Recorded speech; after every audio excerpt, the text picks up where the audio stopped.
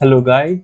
तो अभी अभी आई है ध्रुव राठी की नई वीडियो, जो कि है हमारे राष्ट्रपति के ऊपर, जो कि अभी अभी मुर्मू जी, द्रौपदी मुर्मू जी हमारी राष्ट्रपति बनी है, उनके ऊपर वीडियो आई है।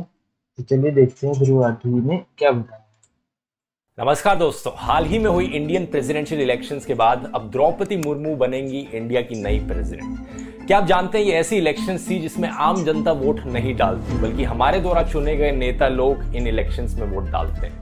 शायद से सबसे खास बात यह है इन प्रेसिडेंशियल इलेक्शंस के बारे में कि इनमें 1 पर्सन 1 वोट का फंडा नहीं काम करता। जब हम लोग स्टेट इलेक्शंस या सेंट्रल इलेक्शंस में वोट डालने जाते हैं तो हम में से हर किसी के वोट की कीमत एक ही होती है, लेकिन इन प्रेसिडेंशियल इलेक्शंस में कुछ पॉलिटिशियंस के वोट की कीमत ज्यादा होती है और पॉलिटिशियंस। आइए समझते हैं कि ये पूरा प्रोसेस एग्जैक्टली कैसे काम किया।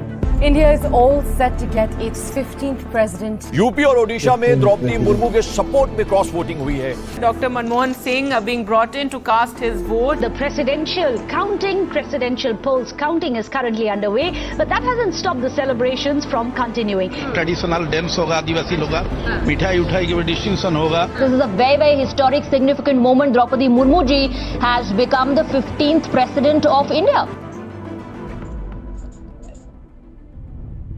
इंडियन कॉन्स्टिट्यूशन के आर्टिकल 58 के अकॉर्डिंग 3 एलिजिबिलिटी की कंडीशंस हैं कि कौन खड़ा हो सकता है ये इलेक्शंस लड़ने के लिए।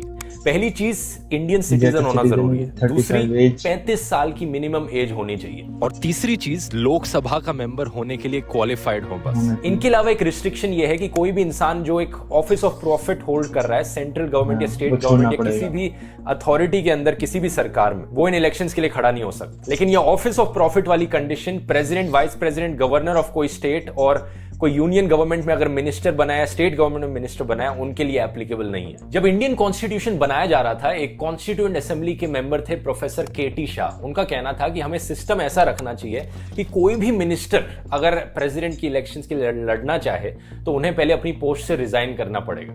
लेकिन डॉक्टर BR अम्बेडकर ने इस सजेशन को रिजेक्ट कर दिया था, ये कहकर कि अगर हमने ऐसा सिस्टम रख दिया तो बहुत से मिनिस्टर्स को अगर इलेक्शंस के लिए खड़ा होना है, उन सबको रिजाइन करना पड़ेगा और देश में एडमिनिस्ट्रेटिव केओस आ जाएगा। तो यही रीजन है कि सिस्टम इस तरीके से बनाया गया। अब अगला सवाल यह है कि कौन कौन वोट दे सकता है इन प्रेसिडेंशियल इलेक्शंस में। इसका सीधा जवाब है इलेक्टोरल कॉलेज, मतलब लोकसभा और राज्यसभा के इलेक्टेड मेंबर्स, प्लस अलग अलग स्टेट्स में लेजिस्लेटिव असेंबलीज के इलेक्टेड मेंबर्स, प्लस दिल्ली की न्यू यूनियन टेरिटरी और पुडुचेरी की यूनियन टेरिटरी के इलेक्टेड मेंबर्स। याद रखिए यहां पर इलेक्टेड मेंबर्स कहा जा रहा है। तो राज्यसभा में जो नॉमिनेटेड मेंबर्स हैं वो वोट नहीं दे सकते। अब आते हैं सबसे इंटरेस्टिंग पार्ट पर। 1 पर्सन 1 वोट का सिस्टम इन इलेक्शंस में नहीं काम करता, क्योंकि जिन लोगों ने हमारा कॉन्स्टिट्यूशन बनाया था वो चाहते थे कि एक इक्वल बैलेंस मेंटेन रह सके सारी स्टेट्स के बीच में और यूनियन गवर्नमेंट के बीच में। और इसके अलावा वो ये भी चाहते थे कि अलग अलग स्टेट्स के बीच में एक बैलेंस मेंटेन रह सके। ऐसा नहीं होना चाहिए कि जिस स्टेट से ज्यादा MLA MPs आते हैं उनके पास ज्यादा ताकत हो, उनका इन्फ्लुएंस ज्यादा बड़ा हो कुछ स्टेट्स का। तो एक वोट की कीमत निकाली कैसे जाती है, इसका एक फॉर्मूला है।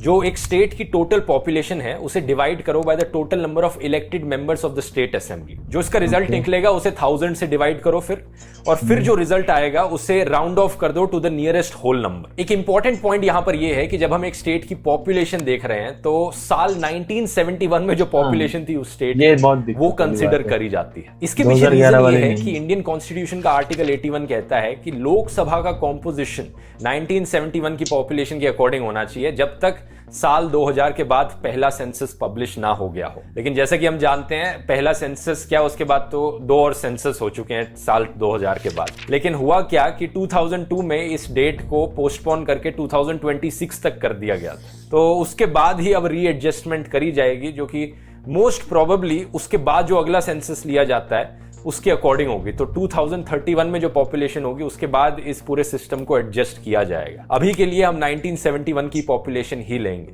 तो एक एग्जांपल से समझते हैं। हरियाणा की पॉपुलेशन 1971 में थी 1,36,808। हरियाणा में total number of legislative seats हैं 90। इस नंबर को 90 से डिवाइड करो, आता है 1,11,520। अब इसे 1000 से डिवाइड करो, आएगा नंबर 111.52।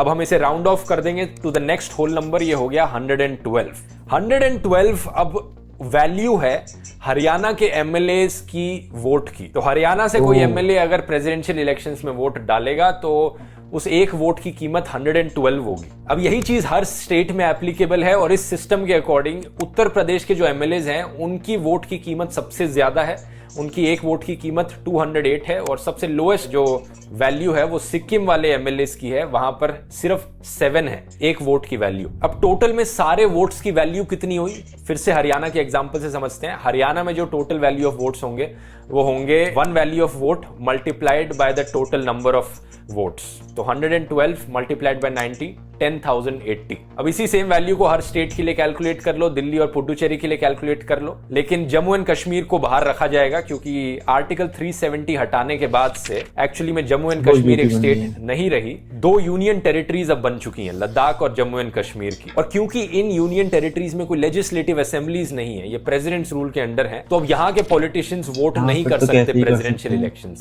पहले total number of value of votes of Jammu and Kashmir थी 6264, तो इसे हम सब्ट्रैक्ट कर देंगे और जो बाकी बची हुई स्टेट्स और यूनियन टेरिटरीज हैं जिन्हें काउंट किया जाता है प्रेसिडेंशियल इलेक्शंस के लिए, इनकी फाइनल वैल्यू बनेगी 5,43,231। लेकिन ये तो हुई सिर्फ एमएलएस की बात, जो स्टेट गवर्नमेंट्स में हमने एमएलएस को चुना है। लेकिन जैसा मैंने बताया, जिन लोगों ने हमारा कॉन्स्टिट्यूशन बनाया था वो चाहते थे कि इक्वल रिप्रेजेंटेशन हो सारी स्टेट्स के बीच में और यूनियन गवर्नमेंट के बीच में। तो लोकसभा राज्यसभा के जो एमपीज हैं उनके सारे वोटों की वैल्यू इक्वल होनी चाहिए इन सारी स्टेट्स के सारे एमएलएस की वोटों के वैल्यू के, और यही होता है। लोकसभा में टोटल में 543 इलेक्टेड एमपीज हैं और राज्यसभा में टोटल में 245 मेंबर्स हैं, जिनमें से 12 एक्चुअली में नॉमिनेटेड है। तो नॉमिनेटेड वालों के हम वोट्स काउंट नहीं करेंगे, बचे इलेक्टेड मेंबर्स राज्यसभा के 233। अब इन दोनों नंबर्स को ऐड करो, 233 plus 543 equals to total 776 elected members of parliament. अब सारे एमएलएस की टोटल वैल्यू ऑफ वोट्स थी 5,43,231, तो सारे एमपीस की जो टोटल वैल्यू ऑफ वोट्स होनी चाहिए वो यही नंबर होना चाहिए, 5,43,231। तो इस नंबर को 776 से डिवाइड करो, आंसर आएगा 700.0399।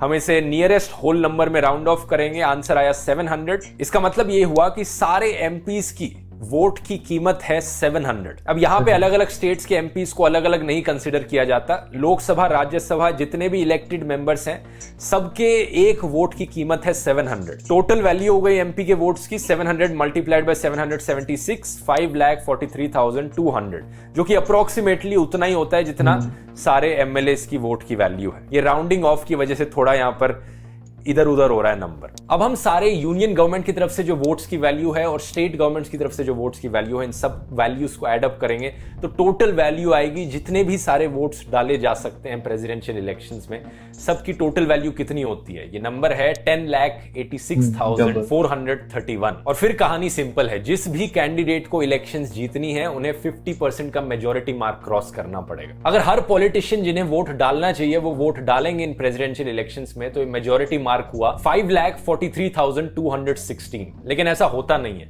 जैसे आम जनता भी जब वोट डालने जाती है, हर कोई एक्चुअली में वोट डालता नहीं है, तो यही चीज प्रेसिडेंशियल इलेक्शंस में भी होती है। तो अभी सिचुएशन क्या थी, राज्यसभा में 5 वैकेंसीज थी, स्टेट असेंबलीज में 6 वैकेंसीज थी, 2 एमएलएस को डिस्क्वालीफाई किया गया था, तो टोटल में 4025 एमएलएस ही बचे जो वोट डाल सकते थे। लेकिन एक्चुअली में उनमें से 3991 ने ही वोट डाला। टोटल में 771 एमपीज में से सिर्फ 763 ने ही वोट डाला। ओवरऑल वोटर टर्नआउट फिर भी 99% का था, जो कि आमतौर पर जो आम जनता के बीच में इलेक्शंस होती है उनमें सिर्फ 60-70% का ही आमतौर पर देखने को मिलता है वोटर टर्नआउट, यहाँ पर 99%। इन इलेक्शंस के बारे में एक और बहुत इंटरेस्टिंग चीज है, ये पॉलिटिशियंस जो वोट डालने जाते हैं इन्हें अपनी पार्टी के द्वारा, ये किसी भी पॉलिटिकल पार्टी के हो सकते हैं, इनकी पॉलिटिकल पार्टी इन्हें फोर्स नहीं कर सकती कि ये पॉलिटिकल पार्टी के पसंदीदा कैंडिडेट को ही वोट करें। जैसे आम जनता की जो इलेक्शंस होती हैं वो भी सीक्रेट बैलेट पर होती हैं, हम सीक्रेटली वोट डालते हैं, किसी के लिए भी वोट डाल सकते हैं बिना किसी को बताए। सेम चीज इन पॉलिटिशियंस के लिए भी है, ये सीक्रेट बैलेट पर वोटिंग करते हैं, बैलेट पेपर पर करते हैं। वैसे ये हम लोग ईवीएम पे करते हैं, ये लोग बैलेट पेपर पर अभी भी करते हैं। और किसको ये वोट डाल रहे हैं किसी को बताने की जरूरत नहीं, यहाँ पर किसी को पता भी नहीं चलेगा। तो ये डेमोक्रेसी के लिए एक बहुत ही अच्छी चीज है कि किसी भी पॉलिटिकल पार्टी के पॉलिटिशियंस किसी भी कैंडिडेट को वोट डाल सकते हैं सीक्रेटली। तो इन इलेक्शंस में कुछ बड़ी ही इंटरेस्टिंग क्रॉस वोटिंग देखने को मिलती है अक्रॉस पार्टी लाइंस। जैसे कि ओडिशा के जो एमएलए हैं मोहम्मद मोकिम, वो कांग्रेस के एमएलए हैं, लेकिन उन्होंने कहा कि उन्होंने एनडीए की कैंडिडेट द्रौपदी मुर्मू के लिए वोट डाला। क्यों? क्योंकि वो खुद ओडिशा से हैं, तो उनकी पर्सनल प्रेफरेंस एक्चुअली में द्रौपदी मुर्मू थी। सिमिलरली हरियाणा के जो कांग्रेस एमएलए हैं कुलदीप बिश्नोई, उन्होंने कहा कि उन्होंने द्रौपदी मुर्मू के लिए वोट डाला, उन्होंने अपनी कॉन्शियंस को देखकर वोट किया। वैसे ये इलेक्शंस की कहानी अगर इंटरेस्टिंग लगी दोस्तों, तो यहाँ पर मैं एक ऑडियो बुक रेकमेंड करना चाहूंगा आपको, कुकू एफएम पर इलेक्शन प्रोसेस इन इंडिया, और डिटेल में समझा रखा है इसमें। कुकू एफएम को तो अब तक आप जान ही गए होंगे, एक बढ़िया ऑडियो लर्निंग का प्लेटफॉर्म है जहां पर ढेर सारी नॉलेजेबल ऑडियो बुक्स आपको सुनने को मिलती है। आमतौर पर इसकी कॉस्ट होती है 399 रुपीज पूरे साल भर के लिए, लेकिन अगर आप कूपन कोड ध्रुव 200 इस्तेमाल करेंगे तो आपको 200 रुपीज ऑफ मिलेंगे, यानी आपके लिए साल भर की कॉस्ट सिर्फ 199 रुपीज पड़ेगी। लिंक इसका नीचे डिस्क्रिप्शन में है, जाकर ट्राई आउट कर लीजिए। तो कुछ इसी तरीके से दोस्तों द्रौपदी मुर्मू ने इलेक्शंस जीती और अब वो बनेंगी इंडिया की नेक्स्ट प्रेसिडेंट। इन्होंने अपने पॉलिटिकल करियर की शुरुआत साल 1997 में करी थी, जब बीजेपी इन्होंने ज्वाइन करी। सेम ईयर उन्होंने काउंसिलर इलेक्शंस लड़ी थी और जीती। उसके बाद साल 2000 में वो एक एमएलए बनी, फिर 2004 में फिर से एमएलए बनी। आगे जाकर अपने करियर में इन्होंने ट्रांसपोर्ट एंड कॉमर्स के पोर्टफोलियोज होल्ड किए, एनिमल हस्बेंड्री के और फिशरीज के under the Naveen Patnaik led coalition government. साल 2007 में एक्चुअली में इन्हें अवार्ड दिया गया था Neelkanth award for being the best MLA in Odisha. 2009 में इन्होंने लोकसभा की इलेक्शंस कंटेस्ट करी थी, लेकिन हार गई थी। अगले 6 सालों में काफी अनफॉर्चुनेट सेटबैक्स हुए इनके साथ। इन्होंने अपने 2 बेटों को खो दिया और हस्बैंड को खो दिया in a series of unfortunate incidents. लेकिन 2015 में सीनियर बीजेपी लीडर्स ने इन्हें झारखंड का गवर्नर बनाया और ये पहली ट्राइबल वुमेन बन गई गवर्नर बनने वाली। ये कहती हैं कि ये गांधी जी, पंडित जवाहरलाल नेहरू और डॉक्टर अंबेडकर को बहुत पसंद करती हैं, और काफी कंसर्न भी रेज किया है इन्होंने SC ST की पुअर कंडीशंस के बारे में। कहा जाता है कि इनके आसपास के लोग इनकी सिंप्लिसिटी और हम्बल नेचर को एडमायर करते हैं। और अब जब ये प्रेसिडेंट बनेंगी इंडिया की, ये पहली ट्राइबल होंगी इंडिया की प्रेसिडेंट बनने वाली।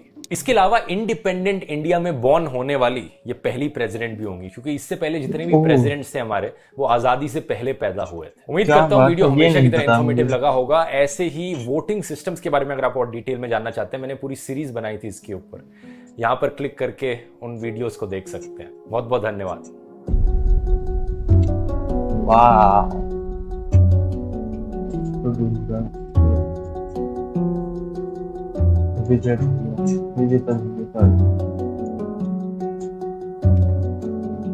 Akshay Yadav, Krishna, the whole experience was amazing।